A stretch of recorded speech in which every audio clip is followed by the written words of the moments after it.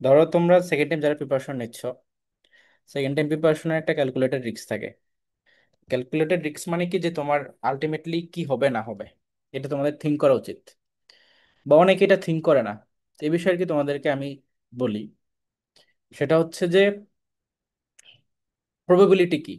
Calculated risk হিসাব করার জন্য তোমাদেরকে প্রবাবিলিটি দেখতে হবে, মানে সম্ভাবনা।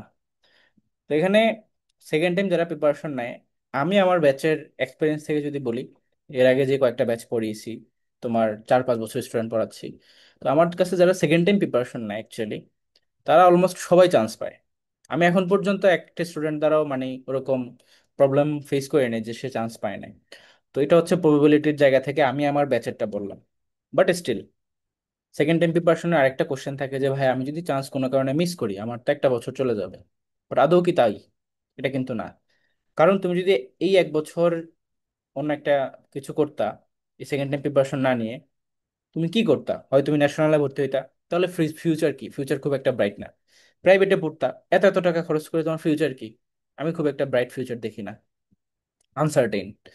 তারপর এখন যে এই 1 বছর তুমি এখানে চান্স পাচ্ছ কিংবা চান্স পাচ্ছ না, যদি চান্স নাও পাও, এই 1 বছর তুমি যে জিনিসগুলো নিজে শিখতেছো, যে জিনিসগুলো পড়তেছো, এটা কিন্তু লাইফের one of the best thing. আমি মনে করি তোমার এই যাবৎকালে পড়াশোনার যা মানে যা কিছু শেখা হয়েছে, তার মধ্যে সেকেন্ড টাইম এই 1 বছর বা 8 থেকে 9 মাস 10 মাস তুমি যা যা শিখবা, এটা তোমার লাইফের one of the best thing, তুমি যেটা অ্যাচিভ করতে পারো। তো যদি বাই এনি চান্স চান্স পেয়ে যাও, তাহলে তো কথাই নেই। বাট যদি নাও পাও, তবুও কিন্তু তুমি যে জিনিসগুলো শিখবে, এটা টুডে টুমোরো তুমি বিভিন্ন জায়গাতে ইমপ্লিমেন্ট করতে পারবা। কারণ দিন শেষে আমরা সবাই কোথাও না কোথাও তো কিছু করব, সেটা জব হোক বা সেটা অন্য যে কোনো কাজ হোক, সব জায়গাতেই তোমার এই জিনিসটাই ফিউচারে আবার কাজে দিবে। স্পেশালি এই প্রিপারেশনটা, সেকেন্ড টাইম যে প্রিপারেশনটা তুমি নিচ্ছ, যেটা আমরা ভাবি যে 1 বছর যদি চান্স না পাই তাহলে তো ওয়েস্ট হবে, বাট সেটা কিন্তু ওয়েস্ট না। এটা কিন্তু তোমার লাইফের বেস্ট একটা ইনভেস্টমেন্ট হচ্ছে, যেটা তুমি শিখতেছো এখন এই 1 বছর। সো ক্যালকুলেটর রিস্কের মধ্যে এই জিনিসটা আছে, যে তুমি যা শিখতেছো সেটা তোমার লাইফে কাজে দিচ্ছে। আবার তুমি যদি চান্স পেয়ে যাও, সেটার প্রবাবিলিটিও কিন্তু অনেক বেশি। আর আরেকটা জিনিস যেটা যে ইম্প্যাক্ট, ধরো তুমি এই যে সেকেন্ড টাইম প্রিপারেশনের মধ্যে যে জার্নির মধ্যে থাকবা, এতে করে দেখা যাবে যে তোমার ম্যাচুরিটি লেভেল অনেক বেড়ে যাবে, যেটা সত্যি কথা। কারণ তুমি অনেক ধরনের নেগেটিভিটি ফেস করে পড়াশোনা করে এই যাবৎকালীন ধরো এত মাস পরিশ্রম করে তুমি আলটিমেটলি একটা ইউনিভার্সিটিতে কোথাও চান্স পাবা, তখন যে ম্যাচুরিটি লেভেলটা তোমার আসবে, সেটা কিন্তু অনেক বড় একটা ব্যাপার। সো এটা হচ্ছে আরেকটা বিষয়। আবার সাপোজ ধরো তোমার এই যে বাংলাদেশের যেগুলো টপ নচ ইউনিভার্সিটি, যেমন Jahangirnagar university, BUP, Rajshahi university, Chattogram university, এই যে ইউনিভার্সিটিগুলো যেখানে তোমার সেকেন্ড টাইম সুযোগ আছে, বা খুলনা ইউনিভার্সিটি, জিএসটি, শাস্ত্রগুলো তো আছে সব জায়গাতে, এই ইউনিভার্সিটিগুলো থেকে তুমি যখন চান্স পেয়ে যাবা, তোমার যে ফিউচার দেখার যে চিন্তা ভাবনাটা, সেটাই তো পরিবর্তন হয়ে যাবে। তুমি আজকে ভাবতেছো যে তুমি ফিউচারে কি করবা না করবা আনসার্টেন, কিন্তু ওই ইউনিভার্সিটিগুলোতে চান্স পাওয়া মানে হচ্ছে তোমার ফিউচার অ্যাকচুয়ালি চেঞ্জ হয়ে যাওয়া। একটা ইউনিভার্সিটি শুধু ইউনিভার্সিটি না, এটা একটা এমন একটা প্ল্যাটফর্ম বা এমন একটা এনভায়রনমেন্ট বা এমন একটা থিঙ্কিং তোমার মধ্যে দিয়ে দিবে, যার কারণে তুমি এমনিতেই লাখ লাখ স্টুডেন্ট বা লাখ লাখ স্টুডেন্টের থেকে নিজেকে উপরে নিয়ে আসতে পারবা।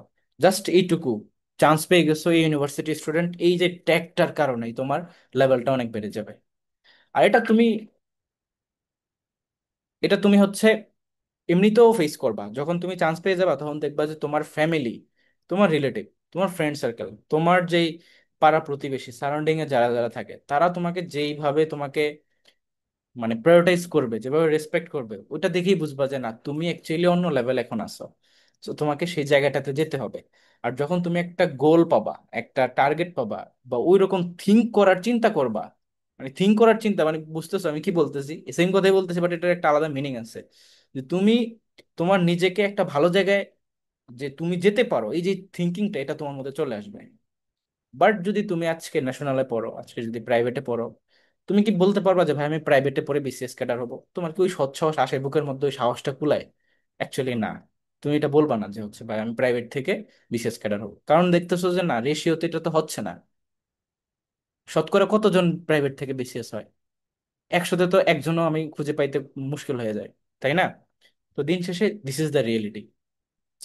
আবার ধরো তুমি ন্যাশনালে পড়লা, সো ন্যাশনালের স্টুডেন্টদের মধ্যেও কিন্তু সেম, খুব কম সংখ্যক স্টুডেন্টই ভালো জায়গায় যায়, বা বাংলাদেশের যে ন্যাশনাল জায়গা সে জায়গা থেকে ভালো ফিউচার যাওয়ার পসিবিলিটি অনেক কমই থাকে, বা আলটিমেটলি অনেকে এখানেই ধরে যায়, পড়াশোনার মধ্যেই ধরে যায়। কিন্তু একটা ইউনিভার্সিটিতে পড়লে তোমার থিঙ্কিংটাই চেঞ্জ হয়ে যাবে, তুমি নিজেকে অন্য জায়গায় দেখবা।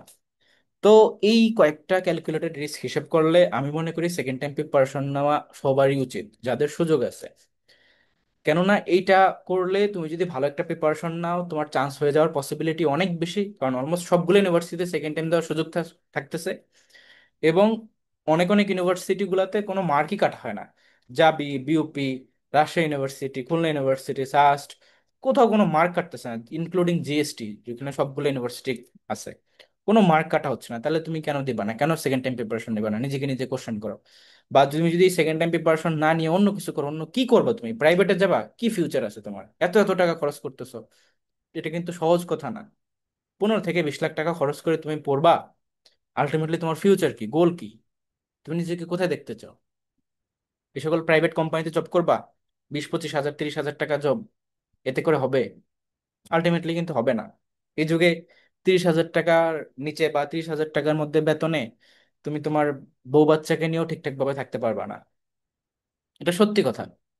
তো একটু যদি থিঙ্ক করো, যে তোমাদের সবারই উচিত, আমি মনে করি সেকেন্ড টাইম প্রিপারেশনটাকে সিরিয়াসলি নেওয়া, ওইভাবে নিজেদেরকে প্রিপেয়ার করা। আর আমি এই কথাগুলো কেন বলতেছি, কারণ যে কোনো একটা প্রিপারেশনের একটা ক্যালকুলেটেড রিস্ক সবারই হিসেব করা উচিত। যে আমি যে সেকেন্ড টাইম প্রিপারেশন নিচ্ছি, আমি কি ভুল করতেছি না আমি কি ঠিক করতেছি? তোমাদের মধ্যে তো এই কোশ্চেন নিশ্চয়ই ছিল। তো এটাকে আমি ভেঙে দেওয়ার জন্য কথাগুলো বললাম, যে প্রবাবিলিটি অনেক বেশি, যে তুমি চান্স পাওয়ার পসিবিলিটি অনেক বেশি, সবগুলো জায়গাতে সুযোগ আছে। আর সেকেন্ড টাইম প্রিপারেশনের মধ্যে তুমি যে জিনিসগুলো শিখতেছো, তুমি নিজে দেখো, রিয়েলিটিতে চলে আসো। আগে ফার্স্ট টাইম যখন তুমি পরীক্ষাগুলো দিছিলে, তোমার প্রিপারেশন কোন লেভেলে ছিল? আর তুমি নিজে কিভাবে এক্সপেক্ট করো যে ওই প্রিপারেশন দিয়ে তুমি একটা ইউনিভার্সিটিতে চান্স পাবা? তুমি নিজেকে নিজে কোশ্চেন করো, আদৌ কি পসিবল হইতো? তো পাও নাই, ভালোই হয়েছে, কারণ প্রিপারেশন ছাড়া কোথাও চান্স পেয়ে লাভ কি? তুমি তো ওই জায়গার জন্য নিজেকে খাপ খাওয়াইতেও পারতে না। এখন নিজেকে প্রিপেয়ার করে জেনে শুনে ভালোভাবে যদি একটা ভালো পজিশনে চান্স পাও, ওই প্রাউডটাই অন্যরকম, অহংকার করার বিষয়। অহংকার করা যদিও খারাপ, কিন্তু তুমি যদি আজকে জাহাঙ্গীরনগরে 1 থেকে 10-এর মধ্যে যাও, জাহাঙ্গীরনগর লতে চান্স পাও, ইকোনমিক্সে চান্স পাও, ইংলিশে চান্স পাও, এটা নিয়ে যদি অহংকার করো, এটা দোষের কিছু না। তুমি কষ্ট করছো, পরিশ্রম করছো, ভালো একটা রিওয়ার্ড পাইছো, এটা তো অহংকার করবে না তো কি করবা? In a sense proud feel করার বিষয়, আর কি গর্ব করার বিষয়। কাছাকাছি তো, গর্ব আর অহংকারের মধ্যে ডিফারেন্স কি? একই তো। পজিটিভলি নিলে গর্ব, নেগেটিভলি নিলে অহংকার, তাই না? যেমন ধরো, আমি আমার লাইফের কয়েকটা জিনিস নিয়ে অহংকার করি, সেটা কি? আমি সেকেন্ড টাইম প্রিপারেশন নিয়ে জাহাঙ্গীরনগরে, আমি আমার বোনের সাথে চ্যালেঞ্জ ছিলাম যে আমি 1 থেকে 25-এর মধ্যে মেরিটে থাকবো। আমার পজিশন ছিল হচ্ছে 6। আমি যেই কয়েকটা ইউনিটে পরীক্ষা দিয়েছি সবগুলো ইউনিটে আমার পজিশন ছিল। বি ইউনিটে আমার মেরিট 6 ছিল। আমি আইবিএতে পরীক্ষা দিয়েছি, আইবিএতে আমি এলিজিবল ছিলাম। সি ইউনিটে পরীক্ষা দিয়েছি, সি ইউনিটে চান্স পাইছিলাম। বিউপির 3টা ফ্যাকাল্টি দিয়েছি, বিউপিতে কোনো মেরিট শো করতো না আমাদের সময়। ডিরেক্ট তোমার ওই যে, এটা তো জানো নিশ্চয়ই, এই বছর থেকে লাস্ট করোনা পিরিয়ডের পরে মেরিট শো করছে, তার আগে কিন্তু হতো না। সিলেক্টেড, ইনফ্যাক্ট আমাদের সময় ভাইবাও হইতো। বিউপির 3টা ফ্যাকাল্টি ক্র্যাক করছি। সেকেন্ড টাইমে আমি দুইটাইতে গেছি, আগে ফার্স্ট টাইম খুলনা ইউনিভার্সিটিতে ছিলাম। তো দেখো, এইটা নিয়ে আমি গর্ব করি। আরেকটা জিনিস নিয়ে আমি গর্ব করি, সেটা হচ্ছে যে আমার ফার্স্ট ইয়ারে আমার টার্গেট ছিল যে আমি সিজি 4 আউট অফ 4 ক্র্যাক করব, আমার অনার্সের ফার্স্ট ইয়ারে জাহাঙ্গীরনগরে। কিন্তু আমি 3.96 পাইছি। আমার জাস্ট একটা সাবজেক্টের, মানে A+ ধরো 80-তে, আমার 2-3 মার্কের গ্যাপের কারণে বা 1 মার্ক কম পাওয়ার কারণে ধরো আমার একটা সাবজেক্ট A+ আসে নাই। এই কারণে 3.96 আসছে। সো ওইটা নিয়েও আমি নিজে গর্ব করি, প্লাস বলতে পারো যে এটা আমার অহংকার। কারণ এটা আমি অ্যাকচুয়ালি পরিশ্রম করে, নিজে কম্পিটিশনে থেকে, নিজেকে সেভাবে প্রিপেয়ার করে আমি জিনিসটা গেইন করছি, সো এটা নিয়ে করাই যায়। তো আমিও তোমাদেরকে ওই জিনিসটাই বোঝাতে চাই, যে তুমি যখন নিজের সেকেন্ড টাইম প্রিপারেশন নিবা, ওইভাবে একটা প্রিপারেশন রাখবা, আর এটা তোমার লাইফের ওয়ান অফ দ্য বেস্ট একটা অ্যাচিভমেন্ট হবে। যে জিনিসগুলো তুমি শিখবা, এটা তোমার ফিউচারে যখন জব লাইফ অ্যাপিয়ার করবা, দেখবা যে তুমি নিজেই ফিল করতেছো যে হচ্ছে অন্যান্য স্টুডেন্ট যেটা সবে শুরু করতেছে, তুমি তোমার সেটা আগেই শেষ, এডমিশন প্রিপারেশনের সময় শেষ।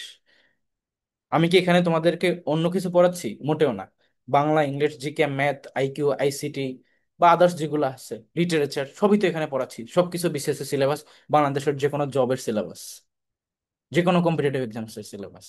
সো এইটা হচ্ছে ক্যালকুলেটেড চিন্তা ভাবনা, যে তুমি যদি এভাবে চিন্তা করো, তাহলে দেখবা যে তোমার ইন্সপিরেশন আসতেছে। তুমি নিজের প্রতি গিল্ট কাজ করবে না যে আমি সেকেন্ড টাইম কেন দিচ্ছি। তোমার কাছে মনে হবে যে না, আমি আসলে ঠিক পথেই আছি। তো এই যে নিজের কাজের প্রতি যে একটা ভালো লাগা, এটা রাখা দরকার আছে, যে আমি কি করতেছি, এটাই আর কি। আর এই জিনিসগুলো ধরো আমি শুরুতে ওইভাবে নিজেও যখন প্রিপারেশন নিচ্ছিলাম আমার সময়, আমি তো 2020-21 সেশনের স্টুডেন্ট, তাই না? করোনা পিরিয়ডের সেই সময় স্টুডেন্ট। তো আমার তো সময় আরো অনেক বেশি ছিল। তোমরা তো ধরো কত, উইদিন 6 থেকে 7 মান্থ পরে তোমাদের অ্যাডমিশন টেস্ট শুরু হবে, বিউপির পরীক্ষা শুরু হবে, জাবির পরীক্ষা শুরু হবে, তারপরে সিকোয়েন্সিয়ালি অন্যান্যগুলা ডিসেম্বর থেকেই পরীক্ষা শুরু হওয়ার সম্ভাবনা সবচেয়ে বেশি। তো যদি তাই হয়, তোমাদের হাতে এই সময়, কিন্তু আমাদের সময় তো করোনা পিরিয়ডে খালি প্রেশার ছিল। আমি 1.5 বছর মানে শুধু প্রিপারেশনই নিছি, এত এত জায়গায় কোর্স, মানে বিভিন্ন রিসোর্স বিভিন্ন জায়গা থেকে সবকিছু পড়ছি। ঠিক আছে, আমার মনে পড়ে যে আমি 25-26 হাজার টাকার উপরে বই কিনছি, রকমারিতে সব অর্ডার করছি, সব অর্ডার করছি। এত অ্যানালাইসিস করে সবকিছু সাজে এখন সেভাবেই তোমাদেরকে প্রিপেয়ার করতেছি। তো ওই যে ওই সময়ে তখন ভাবতাম যে আচ্ছা আমি কি ঠিক করতেছি, কারণ অলরেডি আমি একটা পাবলিক ইউনিভার্সিটির স্টুডেন্ট, যেখানে আমার সেশন চলতেছে, অনলাইনে ক্লাস ক্লাস চলতেছে। আমি খুলনা ইউনিভার্সিটির স্টুডেন্ট ছিলাম তখন। কিন্তু দেখলাম যে আমি যা শিখতেছি আলটিমেটলি এটাই আমার ফিউচার, এটা দিয়ে আমি লাইফে ভালো একটা কিছু করতে পারবো।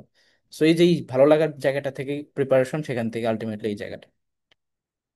তো এই জিনিসটা সবাই একটু রিয়েলাইজ করবা যে তুমি যেই পথে আসো সেই পথে ঠিকই আসো। আশেপাশে মানুষ যে যাই বলুক না কেন, নেগেটিভ কথা বলুক, সেকেন্ড টাইম ফার্স্ট টাইম হয় না, সেকেন্ড টাইমও হবে না, ঠিক আছে, আপনি যেহেতু বলছেন হবে না, বাকিটা আল্লাহ বর্ষণ। সে সহজ সমাধান, কারোর সাথে কোনো নেগেটিভ কিছু না। কারণ তুমি তো জানো তুমি কি করতেছো, তোমার গোল কি, তোমার কি ফিউচার তুমি নিজে দেখতে পাচ্ছ, তোমার কাজই তোমাকে বলে দিবে। সো এটাই আর কি, যে এই যে প্রসেসটা, এনভায়রনমেন্টটা, এই স্টেপটা গুলাতে তুমি ঠিক থাকো, দেখবা যে ভালো কিছু হয়েছে, লাইফে অনেক ভালো জায়গায় যাইতে পারবা এই সেকেন্ড টাইম প্রিপারেশনের এই জিনিসগুলো দিয়েই।